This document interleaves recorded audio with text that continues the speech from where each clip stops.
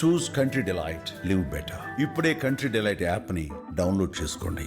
నమస్తే, welcome to Suman TV. నేను పద్మిని. రేపటి పంచాంగాన్ని, రేపటి రోజుకున్నటువంటి వైశిష్ట్యాన్ని ఇప్పుడు చూద్దాం. రేపు 15వ తారీఖు నవంబర్ నెల 2025వ సంవత్సరం శనివారం. శ్రీ విశ్వావసు నామ సంవత్సరం దక్షిణాయనం శరత్ ఋతువు. రేపు కార్తీక మాస బహుళపక్ష ఏకాదశి తిథి రాత్రి 2:37 వరకు, తదుపరి ద్వాదశి తిథి. ఉత్తర ఫల్గుణి నక్షత్రం రాత్రి 11:34 వరకు, తదుపరి హస్త నక్షత్రం. వైధృతి యోగం ఉదయం 6:26 వరకు, తదుపరి విష్కుంభ యోగం. భవకరణం మధ్యాహ్నం 1:40 వరకు, బాలవకరణం రాత్రి 2:37 వరకు, తదుపరి కౌలవకరణం ఉంటాయి. సూర్యుడు తులారాశి విశాఖ నక్షత్రం 3వ పాదంలో సంచరిస్తున్నాడు.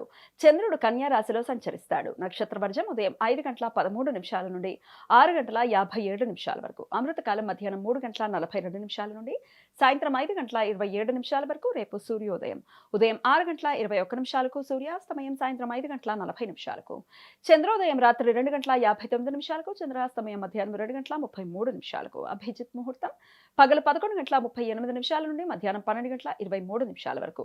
దుర్ముహూర్తం ఉదయం 6:21 నుండి 7:52 వరకు. రాహుకాలం ఉదయం 9:11 నుండి 10:36 వరకు. గుళిక కాలం ఉదయం 6:21 నుండి 7:46 వరకు. యమగండం మధ్యాహ్నం 1:26 నుండి 2:50 వరకు. రేపు ఉత్పన్న ఏకాదశి. దీనినే ఉత్పత్తి ఏకాదశి అని కూడా పిలుస్తారు.